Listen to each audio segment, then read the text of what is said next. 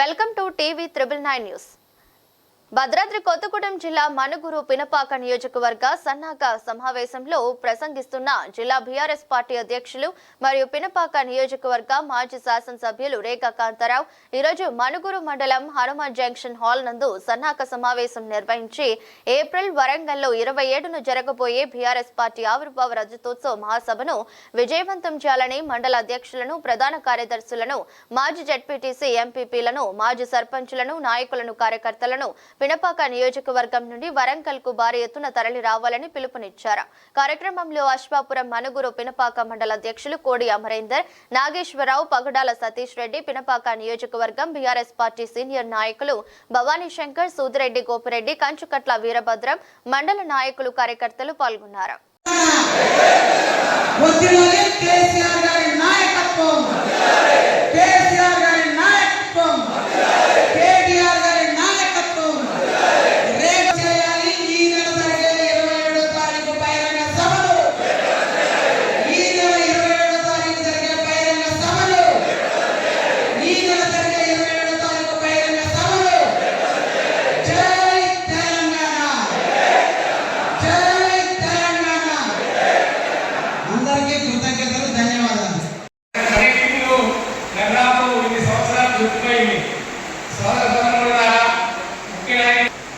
ప్రసంగాలు ఇస్తాం, పార్టీలో పనిచేస్తూనే ఉంటాం, ఇది ఒక భాగం.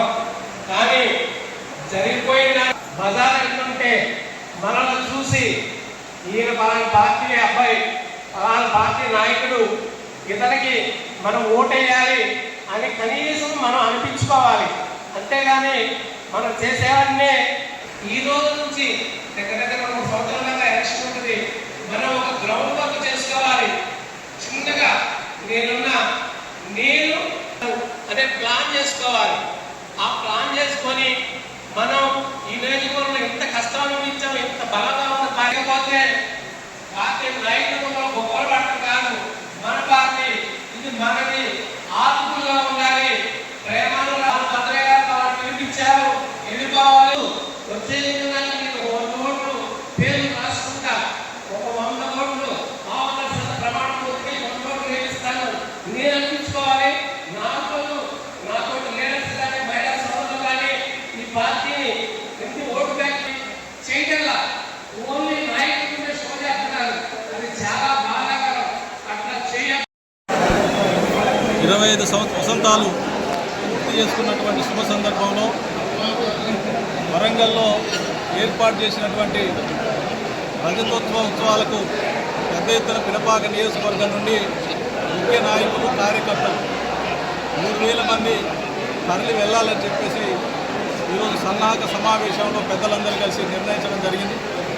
దానికి తగినట్టుగా పెద్ద ఎత్తున ఒక పండగ వాతావరణం వచ్చే విధంగా ఒక పెద్ద ఎత్తున ఒక గులాబీ పండుగ జరుగుతూ ఉంది. కాబట్టి ఆ గులాబీ పండుగలో పినపాక నియోజకవర్గం నుండి భాగస్వాములు కావాలని చెప్పేసి మరి పిలుపునివ్వడం జరిగింది.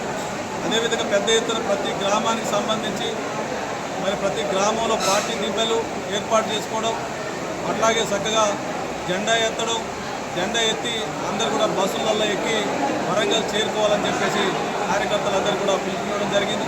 పెద్ద ఎత్తున జరిగేటువంటి సమావేశం, లక్షలాది మందితో జరిగేటువంటి వరంగల్లో జరిగేటువంటి సభతోని కాంగ్రెస్ ప్రభుత్వానికి మరి వెన్నులో వణుకు పుట్టే విధంగా, మరి గుండెల్లో భయమయ్యే విధంగా, పరిగెత్తే విధంగా వారందరూ ఇచ్చినటువంటి హామీలు నెరవేర్చక మరి ఇబ్బంది పడేటువంటి ప్రభుత్వానికి జ్ఞానోదయం కావాలి, ప్రజల తిరుగుబాటు మొదలైంది అనే విధంగా ఒక్క కేసీఆర్ గారు పిలుపునిస్తే తెలంగాణ రాష్ట్రంలో ఏం జరుగుతుందో అనే విధంగా ఒక బ్రహ్మాండమైనటువంటి ఉత్సవం జరగబోతూ ఉంది.